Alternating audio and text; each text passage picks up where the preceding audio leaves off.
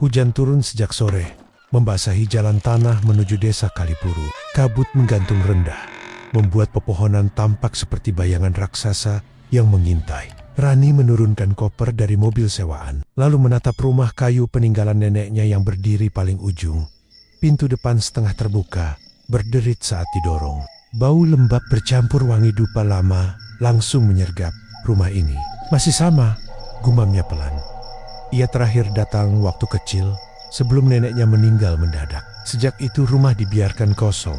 Warga desa selalu menolak jika diminta menjaga. Langkahnya pelan melewati ruang tamu. Foto-foto tua berjajar di dinding, sebagian miring. Saat melewati lorong, ia mendengar suara ketukan kecil dari arah kamar paling belakang. Tok tok tok.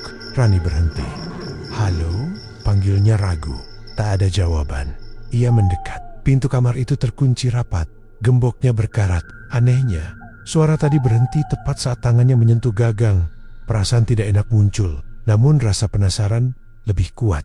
Ia mencari kunci di lemari ruang tamu. Butuh waktu lama sampai menemukan cincin kunci tua berdebu. Saat gembok terbuka, pintu terasa berat, seolah lama tak pernah digeser. Kamar itu gelap, hanya diterangi cahaya dari jendela kecil. Di dalamnya tak ada ranjang, hanya lemari kayu besar, meja rendah, dan bekas lilin hitam meleleh di lantai. Di atas meja terdapat mangkuk tanah berisi abu, jarum, serta potongan rambut yang sudah mengering. Ini apa? Bisiknya. Tiba-tiba tok-tok, suara itu kembali terdengar. Kali ini dari dalam lemari. Rani menelan ludah, lalu perlahan membuka pintunya. Di dalamnya hanya ada satu benda. Boneka bayi, ukurannya seperti bayi sungguhan. Kulitnya kusam, matanya kaca keruh, bibirnya tipis, dibungkus kain putih kekuningan. Rani mengerutkan dahi. Boneka lama doang. Kenapa dikunci? Ia mengangkatnya. Dingin, bukan dingin biasa seperti memegang batu yang lama terendam air sumur. Saat hendak menutup lemari, ia merasa sesuatu berubah. Ia menoleh. Seketika napasnya tertahan. Bibir boneka itu terangkat sedikit, seperti tersenyum. Rani membeku. Perasaan aku aja, katanya cepat, mencoba menenangkan diri. Ia meletakkan boneka di meja, lalu keluar kamar, menutup pintu rapat. Malam turun lebih cepat. Listrik rumah kadang redup kadang turang. Sekitar pukul 9, suara motor berhenti di depan rumah. Seorang lelaki parubaya datang membawa senter. Non Rani, panggilnya. Iya pak, saya Pak Wiryo, tetangga depan. Dengar sampean datang. Rani mempersilakan masuk. Rumah ini lama kosong. Sampean berani tinggal sendiri? Tanya Pak Wiryo. Rani tersenyum tipis. Cuma sementara pak, mau urus warisan. Pak Wiryo mengangguk, tapi wajahnya terlihat gelisah. Matanya sesekali melirik lorong belakang. Tadi saya buka kamar nenek, kata Rani. Pak Wiryo langsung kaku. Kamar yang dikunci itu? Iya. Isinya cuma boneka bayi. Senter di tangan Pak Wiryo jatuh. Ia buru-buru mengambilnya. Napasnya berat, non. Boneka itu jangan dipindah. Kenapa, Pak? Cuma mainan lama. Pak Wiryo menatapnya lama, lalu berbisik, itu bukan mainan. Hening beberapa detik. Maksudnya, belum sempat dijawab dari lorong, terdengar suara jatuh. Brok! Rani dan Pak Wiryo menoleh bersamaan. Itu dari kamar tadi, bisik Rani.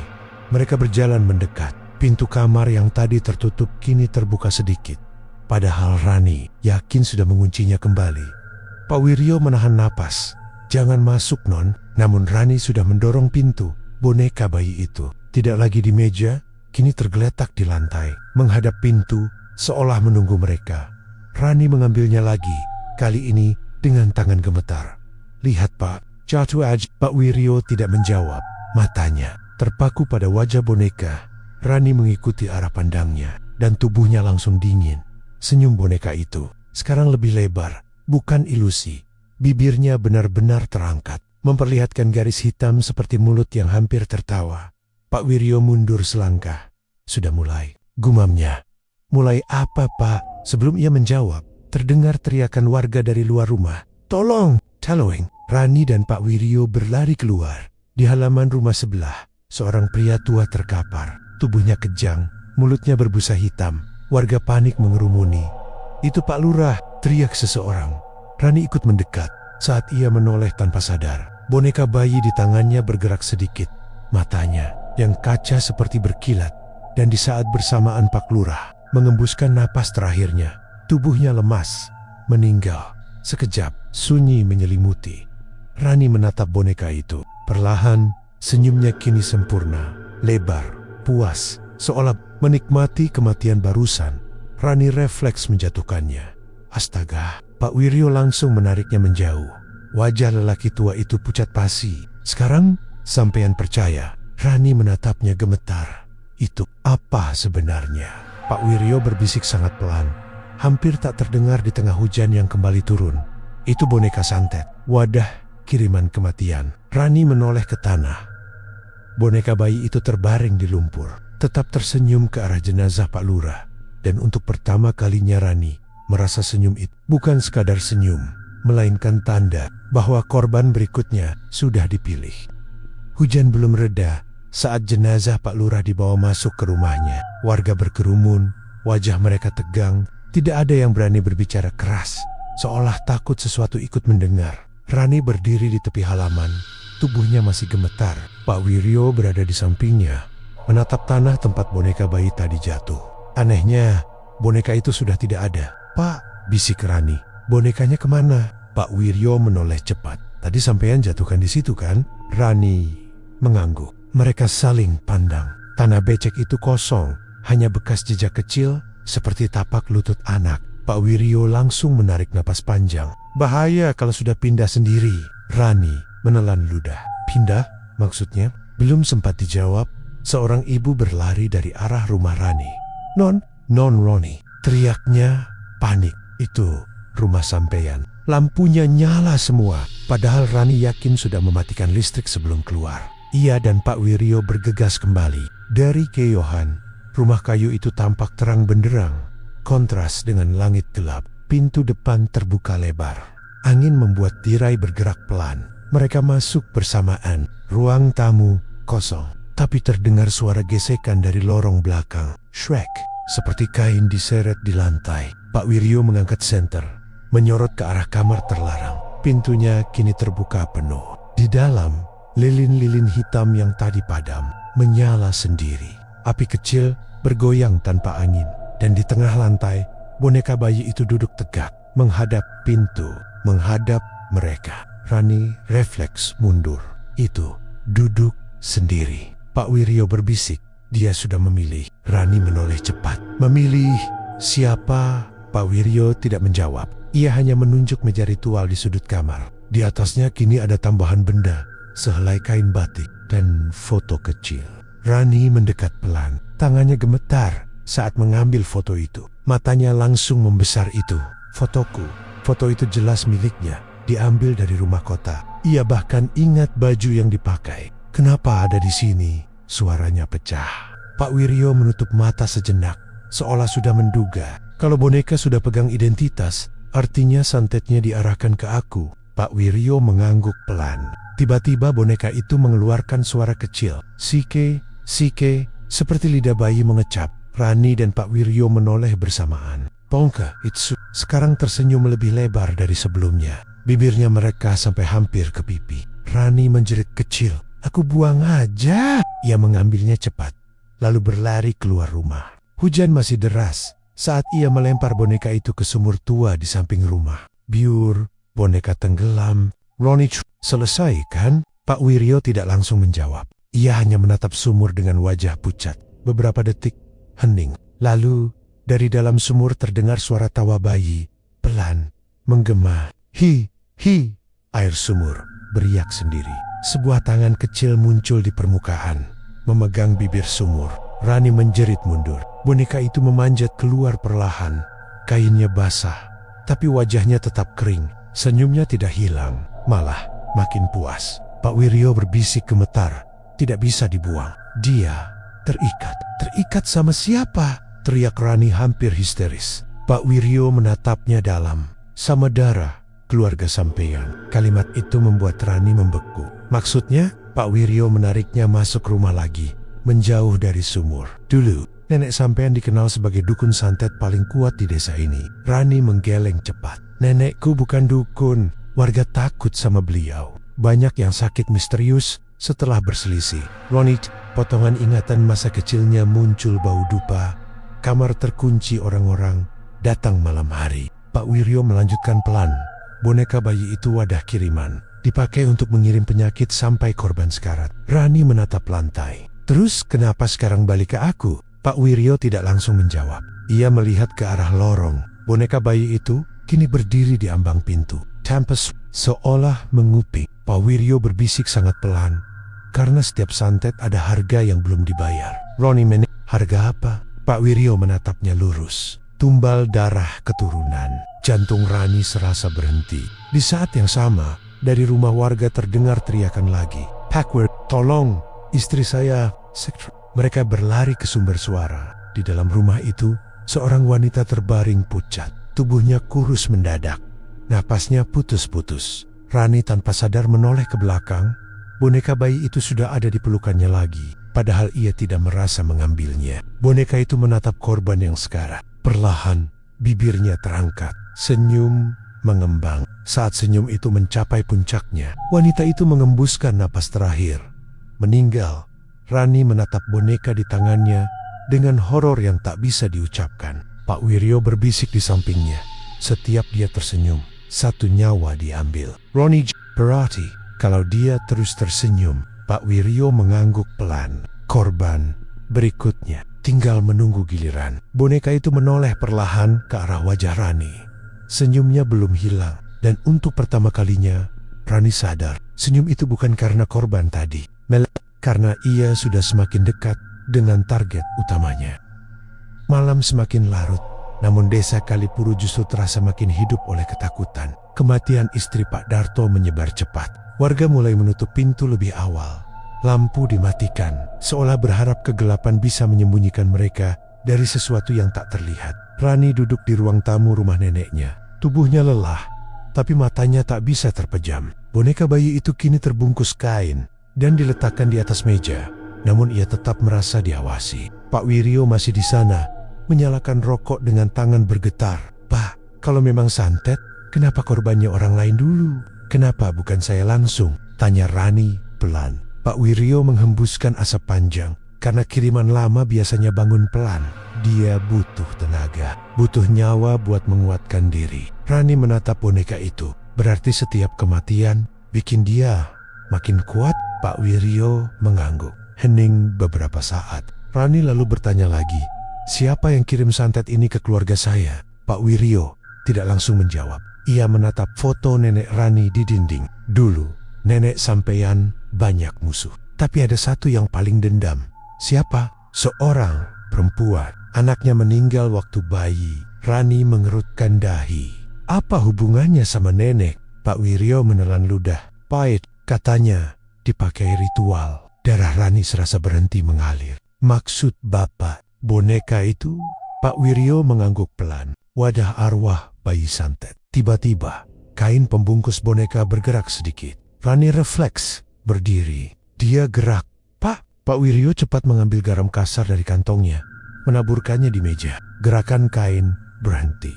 Jangan dibuka malam-malam, bisiknya. Rani memeluk dirinya sendiri. Aku harus tahu semuanya. Pak Wiryo menatapnya ragu, lalu berkata, kalau sampean siap, ikut saya ke rumah Mbok Sarmi.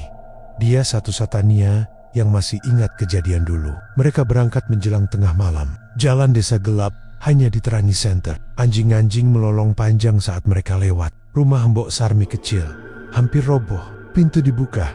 Setelah Pak Wiryo mengetuk 3 kali, seorang nenek kurus muncul. Matanya putih sebagian. Suaranya serak. Ini Ronnie, cucunya Mbok Rukmini, jawab Pak Wiryo. Wajah Mbok Sarmi langsung berubah tegang. Kenapa dia datang? Kami butuh cerita lama, Mbok. Mereka dipersilakan masuk. Bau minyak kayu putih memenuhi ruangan. Rani duduk di depan nenek itu. Mbok, boneka bayi di rumah nenek saya. Itu Mbok Sarmi lama diam. Tangannya gemetar. Itu kutukan yang belum selesai. Rani menahan napas. Dulu ada perempuan bernama Lastri. Bayinya sakit parah. Dia minta tolong nenekmu. Terus nenekmu setuju, tapi bukan menyembuhkan. Suasana mendadak dingin. Beliau pakai bayi itu buat ritual pengikat santet. Katanya supaya ilmu beliau tidak bisa dilawan. Air mata Mbok Sarmi menetes. Lastri baru tahu setelah bayinya meninggal. Rani menutup mulutnya. Syak, Lastri bersumpah darah keturunan Mbok Rukmini bakal jadi gantinya. Tiba-tiba lampu rumah Mbok Sarmi berkedip. Cahaya angin dingin masuk dari celah dinding. Pak Wiryo menoleh ke pintu yang tiba-tiba terbuka sendiri. Di ambang pintu, boneka bayi itu berdiri. Padahal Rani yakin meninggalkannya di rumah. Mbok Sarmi menjerit kecil. Itu di pail. Boneka itu menoleh ke arah Rani. Matanya yang kaca tampak basah seperti hidup. Lalu, namun kali ini berbeda. Senyumnya bukan puas, melainkan lapar. Mbok Sarmi tiba-tiba memegang dadanya. Sesak, sesak. Tubuhnya kejang. Ronnie panik. Embok teh. Boneka itu melangkah kecil mendekat, tanpa suara. Setiap langkahnya membuat napas Mbok Sarmi makin lemah. Pak Wiryo mencoba mengusir dengan garam. Tapi boneka itu tidak berhenti. Ia naik ke pangkuan Mbok Sarmi, lalu duduk di dadanya. Senyumnya melebar perlahan. Detik berikutnya, napas Mbok Sarmi putus. Tubuhnya lunglai, meninggal. Rani menjerit. Ia meraih boneka itu dan melemparnya ke dinding. Bone kejut, tapi tidak rusak. Kepalanya miring, lalu kembali tegak sendiri. Senyumnya tetap ada, namun kini matanya menatap lurus ke Rani. Lebih dalam, lebih seolah mengenali. Pak Wiryo berbisik dengan suara nyaris hilang. Dia sudah yakin sekarang. Ronnie yakin apa? Pak Wiryo menelan ludah. Kalau sampean memang pengganti yang dijanjikan. Rani mundur perlahan. Boneka itu mengangkat tangannya sedikit. Kainnya terbuka. Di dadanya terlihat jahitan hitam, membentuk nama. Rani mendekat tanpa sadar. Matanya membesar saat membaca tulisan itu. Rani, seketika lampu padam total. Dan di kegelapan, terdengar tawa bayi pelan tepat di telinganya. Kegelapan memenuhi rumah Mbok Sarmi setelah lampu padam. Rani berdiri kaku. Napasnya tercekat. Tawa bayi yang tadi terdengar di telinganya perlahan memudar. Berganti sunyi yang menekan. Pak Wiryo, panggilnya. Lirik. Senter tiba-tiba menyala. Cahaya kuning redup memperlihatkan ruangan berantakan. Tubuh Mbok Sarmi terbaring tak bergerak di kursi bambu. Rani menelan ludah, lalu menoleh cepat ke lantai. Boneka bayi itu masih di sana, duduk. Kepalanya miring sedikit, seolah memperhatikan reaksinya. Pak Wiryo menarik napas berat. Kita harus pergi sekarang. Rani tidak bergerak. Matanya terpaku pada jahitan di dada boneka nama yang jelas miliknya. Itu, kenapa ada namaku? Suaranya bergetar. Pak Wiryo menggenggam lengannya. Karena sampean sudah ditandai sejak lama. Mereka keluar rumah Mbok Sarmi dengan langkah cepat. Angin malam terasa lebih dingin dari sebelumnya. Sepanjang jalan pulang, Rani terus memeluk dirinya sendiri. Sesampainya di rumah neneknya, ia langsung menutup semua pintu. Boneka itu kini diletakkan di tengah ruang tamu, dikelilingi garam dan bawang putih seperti saran Pak Wiryo. Namun anehnya, meski dibatasi, senyumnya tidak memudar. Rani duduk di kursi, wajahnya pucat. Pak, kalau aku memang tumbal, apa bisa dihentikan? Pak Wiryo lama diam sebelum menjawab. Ada satu cara, tapi berbahaya. Apa? Kita harus tahu siapa yang mengirim santetnya. Kalau pengirim mati, kutukan bisa putus. Rani langsung teringat nama yang disebut Mbok Sarmi, Lastri. Pak Wiryo mengangguk pelan. Tapi masalahnya, dia sudah lama menghilang. Hening beberapa saat. Tiba-tiba terdengar suara bayi menangis dari dalam kamar nenek. Ronnie itu dari kamar ritual. Pak Wiryo mengangkat senter. Jangan sendirian. Mereka berjalan pelan. Tangisan itu makin jelas. Pintu kamar tertutup, tapi dari bawahnya terlihat cahaya merah redup. Pak Wiryo membuka perlahan. Aroma darah langsung tercium. Di lantai, bekas lilin hitam kini menyala membentuk lingkaran. Di tengahnya terdapat baskom berisi air keruh yang bergerak sendiri. Tangisan berasal dari dalam air itu. Rani mendekat.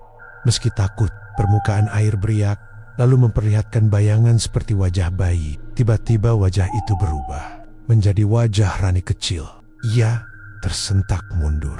It's waktu bayi. Pak Wiryo berbisik. Ritual pengikat dimulai sejak sampean lahir. Rani menggeleng cepat. Nenekku nggak mungkin. Belum selesai bicara, Boneka bayi di ruang tamu tiba-tiba tertawa keras. Suara tawanya menggema sampai kamar. Pak Wiryo menoleh cepat. Saat mereka kembali ke ruang tamu, lingkaran garam sudah berantakan. Boneka itu berdiri di tengah ruangan, lebih tinggi dari sebelumnya, seolah tumbuh sedikit. Senyumnya kini memperlihatkan garis hitam seperti gigi kecil. Rani mundur. Dia berebak. Boneka itu melangkah mendekat satu langkah. Di saat yang sama, Rani merasakan nyeri tajam di dadanya. Ia jatuh berlutut. Pak Wiryo panik. Kenapa? Rani membuka kancing bajunya sedikit.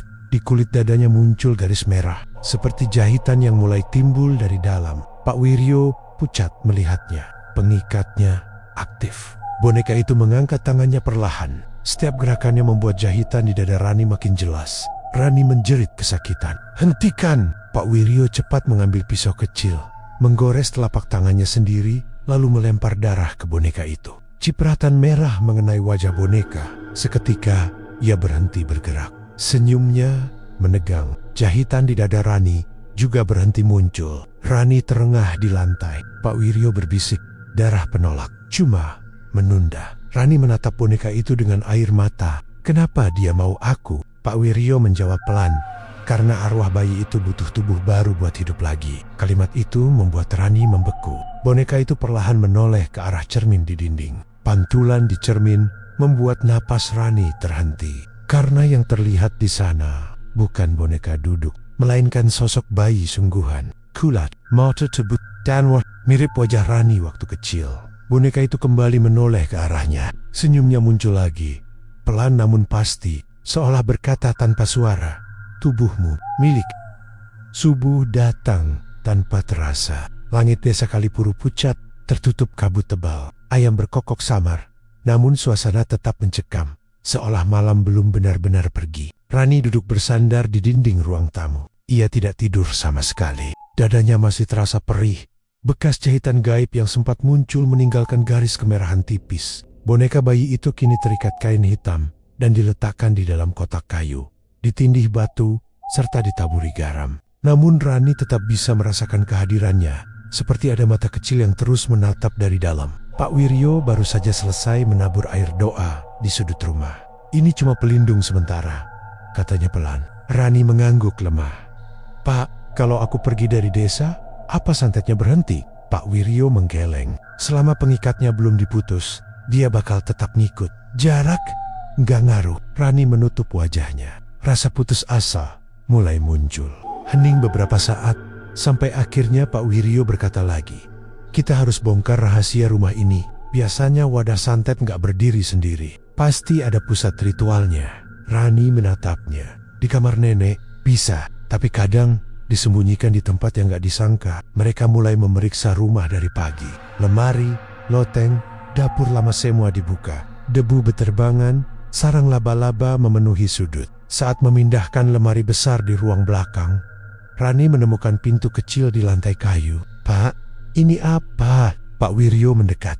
Wajahnya langsung tegang. Ruang bawah. Pintu itu terkunci dari luar dengan rantai tua. Butuh tenaga untuk membukanya. Begitu terbuka, aroma busuk langsung menyembur keluar campuran tanah basah dan sesuatu yang membusuk lama. Tangga sempit menurun ke gelap.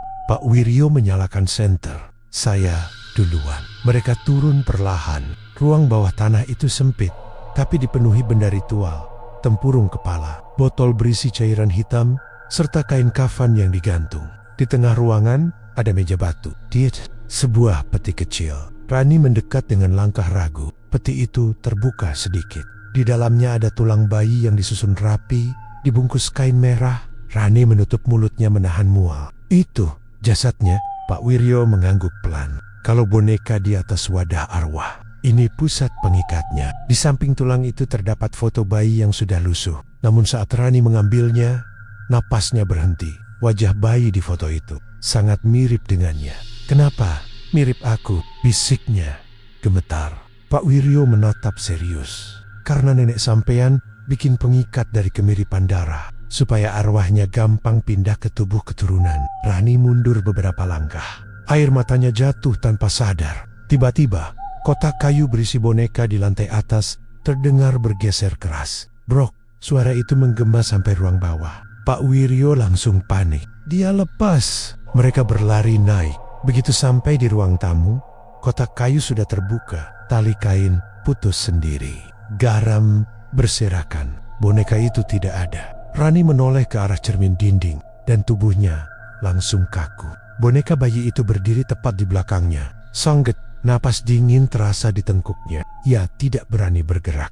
Pak Wiryo berbisik, "Jangan lihat matanya, saya lambat." Rani sudah menatap. Mata kaca boneka itu kini tampak hidup berair, berkedip pelan. Lalu terdengar suara bayi, tapi keluar dari kepalanya sendiri. "Ibu," Rani menjerit mundur.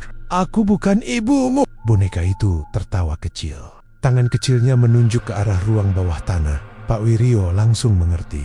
Dia mau jasadnya disatuin. Rani menggeleng keras. "Gak, namun tiba-tiba dadanya kembali nyeri hebat. Jahitan merah muncul lagi lebih panjang dari sebelumnya. Ia jatuh berlutut. Boneka itu tersenyum lebar. Setiap denyut sakit membuat senyumnya makin puas. Pak Wiryo mencoba mendekat, tapi tubuhnya terpental, seperti menabrak angin keras. Boneka itu kini menoleh ke arah tangga ruang bawah, lalu melangkah turun sendiri, perlahan menghilang ke gelap. Rani menahan sakit sambil berteriak, "Pak, dia mau ngapain?" Pak Wiryo pucat. Kalau arwah dan jasadnya disatuin, dia bisa lahir lagi. Jantung Rani berdegup liar. Lahir?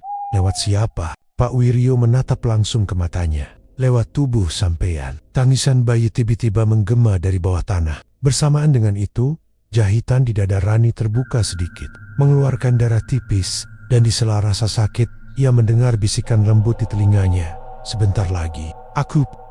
Tangisan bayi dari ruang bawah tanah tidak berhenti. Suaranya menggema naik melalui tangga sempit, memantul di dinding kayu rumah tua itu. Rani masih berlutut di lantai ruang tamu, menahan nyeri di dadanya yang terasa seperti disayat dari dalam. "Pak, sakit," lirihnya. Pak Wiryo membantu menopang bahunya. "Kita harus hentikan sebelum jasadnya dipakai." Mereka turun kembali ke ruang bawah tanah, meski rasa takut menekan dada. Begitu sampai di bawah, udara terasa jauh lebih dingin. Senter Pak Wiryo bergetar saat menyorot ke meja batu. Peti kecil yang tadi terbuka, kini kosong. Tulang bayi sudah tidak ada. Rani menutup mulutnya menahan jerit. Di lantai, kain merah pembungkus jasad itu tergeletak, basah oleh cairan hitam. Tangisan bayi kini terdengar lebih dekat tepat di belakang mereka. Pak Wiryo menoleh cepat. Boneka bayi itu duduk di sudut ruangan, memeluk tulang-tulang kecil di pangkuannya, seperti ibu yang menimang anak. Pemandangan itu membuat bulu kuduk berdiri. Rani gemetar. Dia nyatuin sendiri. Boneka itu mulai bergerak pelan, menempelkan tulang ke tubuh kainnya. Setiap potongan yang menyentuh boneka langsung tenggelam masuk, seolah tubuh kain itu hidup dan menelan. Suara retakan kecil terdengar. Krek, tubuh boneka bergetar, lalu perlahan membesar sedikit. Kulit kainnya berubah pucat seperti daging. Pak Wiryo berbisik panik. Kalau selesai, dia bisa pindah ke tubuh manusia. Rani menahan sakit di dadanya yang makin menjadi. Jahitan merah kini memanjang sampai ke leher. "Aku nggak kuat." Boneka itu berhenti sejenak, lalu menoleh ke arahnya. Senyumnya lembut bukan mengerikan, tapi seperti bayi yang mengenali ibunya. Tangannya terulur.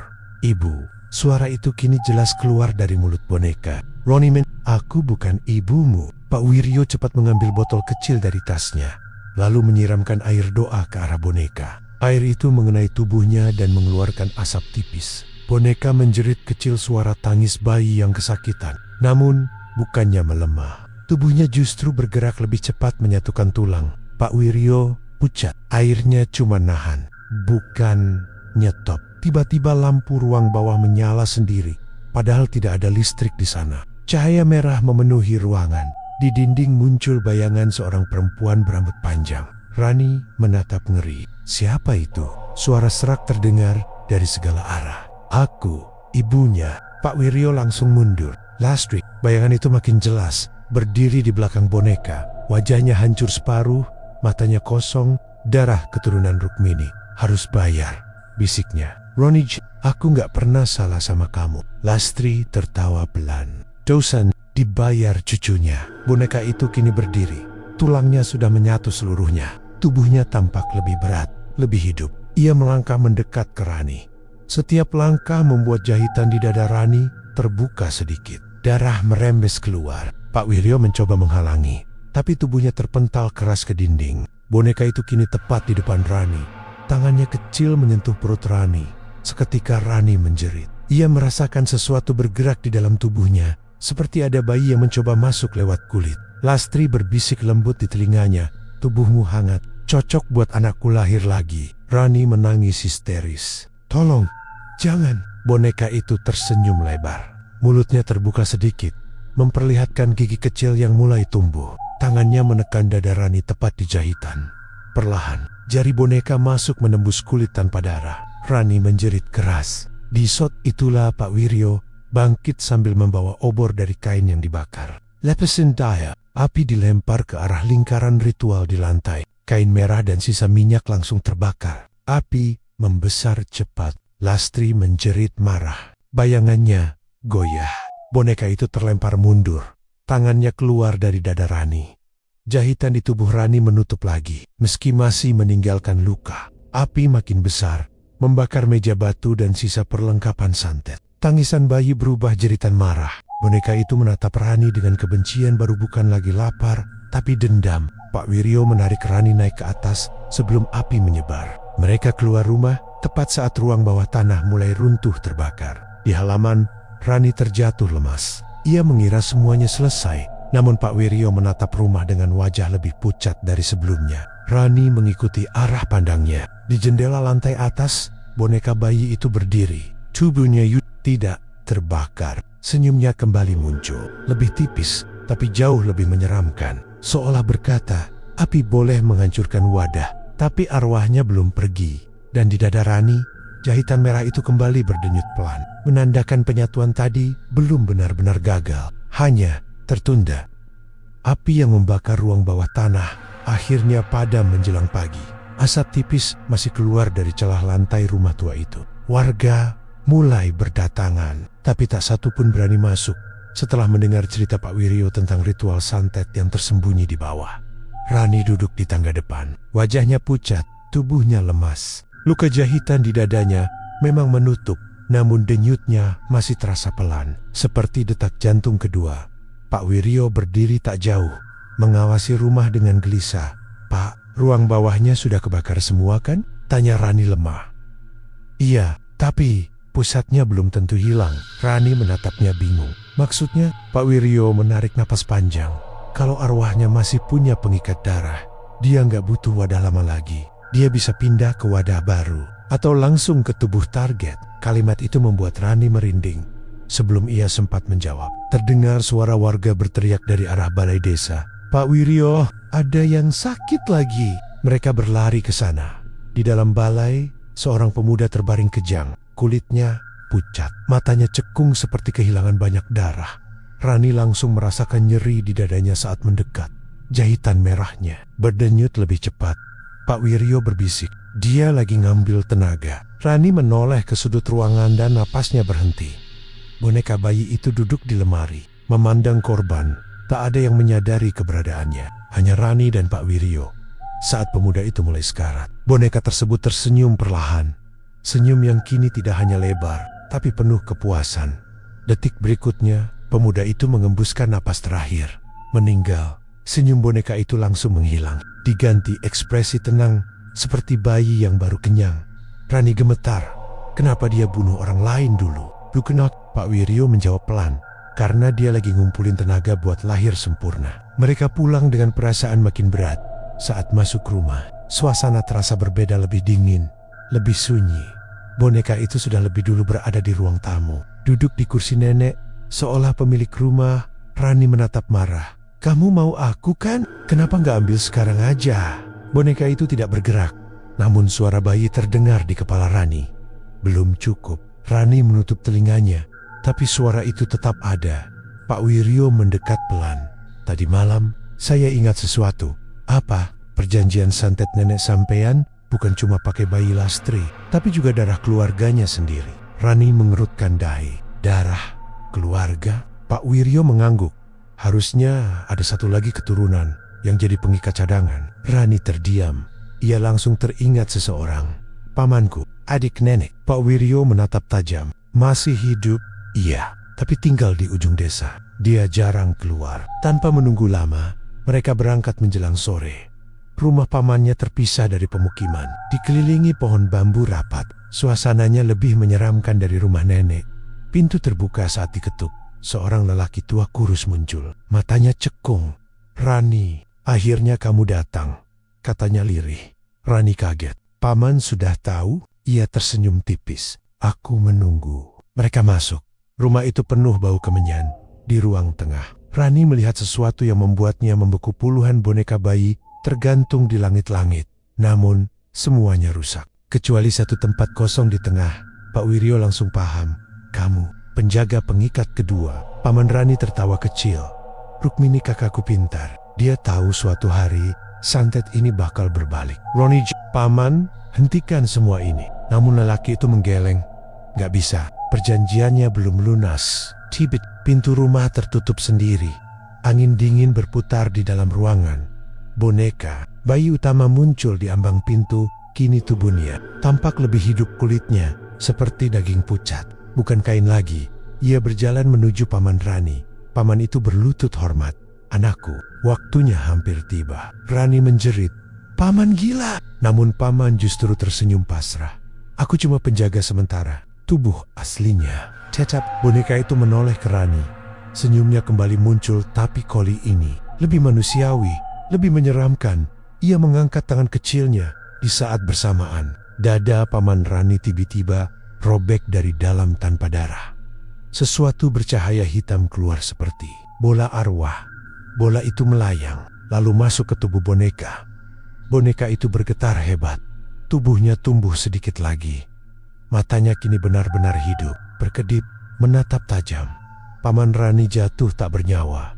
Sebelum mati, ia berbisik, "Sekarang tinggal kamu." Rani mundur dengan napas putus-putus. Pak Wiryo berbisik panik. Pengikat cadangan sudah pindah. Dia hampir sempurna. Boneka itu melangkah mendekat perlahan. Setiap langkah membuat jahitan di dada. Rani terbuka sedikit demi sedikit. Dan untuk pertama kalinya Rani melihat bayangan dirinya sendiri. Berdiri di belakang boneka itu, tersenyum sama persis. Seolah tubuh dan arwahnya sudah mulai terpisah. Kematian Paman Rani membuat rumah bambu itu terasa semakin sesak. Bau kemenyan bercampur darah gaib memenuhi udara. Tubuh lelaki tua itu terbaring kaku di lantai. Matanya terbuka kosong, seperti belum sempat menutup ketakutan terakhirnya. Rani mundur beberapa langkah. Napasnya tak beraturan. Jahitan merah di dadanya kini terbuka lebih lebar, memanjang sampai ke tulang selangka. "Pak, dia makin kuat," bisiknya. Pak Wiryo menggenggam lengannya erat. Iya, pengikat cadangan sudah masuk ke dia. Boneka bayi itu berdiri di tengah ruangan. Tubuhnya kini hampir menyerupai bayi sungguhan. Kulitnya pucat kebiruan, urat halus tampak di pelipisnya. Matanya tidak lagi kaca melainkan mata hidup yang bergerak pelan mengikuti Rani. Ia tersenyum, namun bukan senyum bayi polos, melainkan senyum makhluk yang tahu ia hampir menang. Rani menjerit, "Kenapa aku? Aku gak pernah nyakitin siapapun." Suara bayi itu terdengar lagi di kepalanya. "Dharma, milik kami." Pak Wiryo menarik Rani keluar rumah sebelum sesuatu yang lebih buruk terjadi. Mereka berlari menembus bambu hingga sampai di jalan desa. Rani jatuh terduduk, tubuhnya lemas. "Pak, gak ada cara lain." Pak Wiryo terdiam lama, lalu berkata pelan, "Ada satu, tapi risikonya nyawa." "Apapun aku lakukan," jawab Rani cepat. Pak Wiryo menatap serius. "Kita harus panggil arwah nenekmu." "Ronit, buat dia penyebab semua ini." "Iya, tapi cuma dia yang tahu cara mutusin perjanjian." Malam itu mereka kembali ke rumah nenek. Sisa kebakaran di ruang bawah masih berasap, tapi Pak Wiryo membuat lingkaran ritual baru di ruang tamu. Lilin putih dinyalakan, berbeda dari lilin hitam santet. Di tengah lingkaran, Rani duduk memegang foto neneknya. Pak Wiryo mulai membaca doa penarik arwah. Angin tiba-tiba berputar di dalam rumah. Api lilin bergoyang liar, dingin menusuk tulang. Perlahan, sosok wanita tua muncul di belakang Rani. Transparan, tapi jelas. Itu nenek Nyambok Rukmini. Rani menahan air mata. "Nek, kenapa semua ini terjadi?" Arwah itu menatapnya lama sebelum menjawab lirih. "Karena nenek rakus ilmu, dan sekarang hutangnya menagih." "Ronnie, hentikan. Nek, aku gak kuat." Mbok Rukmini menunduk. Satu-satunya cara. Hancurkan wadah arwahnya saat dia hampir lahir. Caranya, tusuk jantung boneka itu. Pakai darah keturunan langsung. Rani menelan ludah. Darahku sendiri? Arwah nenek mengangguk. Tapi ingat, kalau gagal, tubuhmu langsung jadi miliknya. Belum sempat Rani menjawab, pintu rumah terbuka keras. Boneka bayi itu masuk. Namun kini, ukurannya sebesar balita. Ia berjalan pelan ke arah lingkaran. Senyumnya lembut, tapi matanya penuh niat membunuh. Pak Wiryo berteriak. Sekarang belum waktunya, dia belum sempurna. Boneka itu tertawa kecil. Sudah, cukup. Suara itu kini jelas keluar dari mulutnya, bukan lagi di kepala. Ia melangkah masuk lingkaran tanpa terhalang. Lilin putih padam satu persatu. Arwah Mbok Rukmini menjerit pelan, lalu menghilang. Rani gemetar. Pak, dia bisa masuk. Pak Wiryo pucat. Berarti dia sudah hampir lahir. Boneka itu kini berdiri tepat di depan Rani. Tangannya menyentuh pipi Rani lembut, seperti anak ke ibunya. Namun sentuhan itu membuat tubuh Rani kaku. Ia tak bisa bergerak. Boneka itu berbisik, waktunya pulang. Jahitan di dada Rani terbuka lebar. Cahaya hitam keluar dari dalam tubuhnya, seperti kabut jiwa. Roni menjerit, tapi suaranya tertahan. Pak Wiryo mencoba menusuk boneka dengan pisau ritual, tapi terpental sebelum mendekat. Boneka itu menoleh kesal. Dengan satu gerakan kecil, tubuh Pak Wiryo terlempar menghantam dinding. Takbek, Rani menangis melihatnya. Jangan, dia nggak salah. Boneka itu kembali menatap Rani. Senyumnya berubah hangat. Ibu, jangan takut. Kabut hitam dari dada Rani makin banyak keluar, tersedot ke tubuh boneka. Kulit boneka berubah semakin hidup. Merah muda, ia hampir sempurna menjadi manusia. Di detik itulah Rani melihat sesuatu di lantai. Pisau ritual Pak Wiryo jatuh dekat tangannya. Dengan sisa tenaga, ia meraihnya. Boneka itu tidak menghentikan, seolah sengaja memberi kesempatan, seolah ingin melihat apakah Rani berani melukai anaknya. Rani menangis sambil mengangkat pisau. Maaf, aku harus. Namun tangannya gemetar hebat. Boneka itu tersenyum lembut, hampir penuh kasih. Dan di saat itulah Rani sadar sesuatu yang lebih mengerikan. Ia mulai merasa sayang. Naluri keibuan muncul tiba-tiba, bukan miliknya. Pengaruh santet itu mulai menguasai pikirannya. Pisau di tangannya perlahan turun sendiri. Boneka itu tertawa kecil, karena ia tahu korban utamanya bukan hanya tubuh Rani, tapi juga hatinya yang mulai direbut sedikit demi sedikit. Dan penyatuan sempurna. Tinggal selangkah lagi. Kabut turun lebih cepat dari biasanya. Jalan setapak di belakang rumah tua itu kembali diselimuti bau tanah basah yang menusuk hidung. Arga berjalan paling depan. Senter di tangannya bergetar halus. Sejak kejadian di sumur kemarin malam, tak satu pun dari mereka benar-benar tenang. Rina memeluk lengannya sendiri. Kita masih mau lanjut? Dari tadi rasanya ada yang ngikutin. Arga menoleh sebentar. Kalau kita berhenti sekarang, semua ini nggak akan selesai. Bimo yang berada di belakang tiba-tiba menghentikan langkah. Dengar nggak? Mereka terdiam. Di sela suara jangkrik, terdengar gesekan pelan, seperti kain diseret di tanah. Senter Arga diarahkan ke pepohonan. Kosong. Namun suara itu tetap ada, berpindah pelan mengitari mereka. Jangan misah, bisik Arga. Mereka berjalan lagi sampai tiba di bangunan kayu yang dulu disebut warga sebagai gudang penyimpanan hasil kebun. Pintu depannya terbuka sedikit. Berderit tertiup angin. Rina menelan ludah. Kemarin pintunya tertutup kan? Bimo mengangguk kaku. Arga mendorong perlahan. Engselnya menjerit panjang. Bau anyir langsung menyergap. Di dalam gelap pekat, hanya berkas senter yang menembus debu beterbangan. Lantai dipenuhi jejak kaki lumpur. Peru, ini bukan jejak kita, gumam Bimo. Jejak itu menuju ke sudut ruangan. Berhenti di depan lemari kayu reot. Pintu lemarinya terbuka setengah, seolah ada yang mengintip dari celahnya. Arga mendek. Setiap langkahnya membuat papan lantai mengeluh. Ia meraih gagang lemari lalu menariknya lebar. Kosong, namun di dinding dalamnya ada goresan tulisan kasar. Jangan bangunkan aku. Rina mundur 2 langkah. Itu tulisan yang sama kayak di dinding sumur. Belum sempat Arga menjawab, pintu gudang tiba-tiba menutup keras. Angin berhenti. Sunyi jatuh mendadak. Siapa di luar? Teriak Bimo. Tak ada jawaban. Lalu terdengar ketukan dari dalam lemari. Tok tok tok. Mereka membeku. Ketukan itu berubah menjadi garukan panjang, seperti kuku menggesek kayu dari sisi dalam yang seharusnya kosong. Rina hampir menangis. Nggak mungkin ada orang di situ. Arga memberanikan diri membuka lagi pintu lemari. Kali ini bagian dalamnya tak lagi kosong. Ada kain putih tergantung, kotor oleh tanah. Perlahan kain itu bergerak, padahal tak ada angin. Bimo berbisik gemetar. Gak ada tali di atasnya. Kain itu turun sedikit demi sedikit, memperlihatkan kaki pucat menggantung. Air lumpur menetes ke lantai. Rina menjerit pelan. Senter Arga naik perlahan, melewati kaki, tubuh, hingga wajah perempuan yang mereka lihat di sumur. Matanya terbuka lebar, namun kosong. Mulutnya bergerak pelan tanpa suara. Tiba-tiba kepalanya miring patah, menatap langsung ke Arga. Lampu senter mati seketika. Jelek total. Suara napas mereka memburu. Lalu terdengar bisikan tepat di telinga Arga, dingin seperti uap es. Kenapa kalian kembali? Arga terjatuh mundur. Senter menyala lagi berkedip. Perempuan itu sudah tak menggantung. Kosong.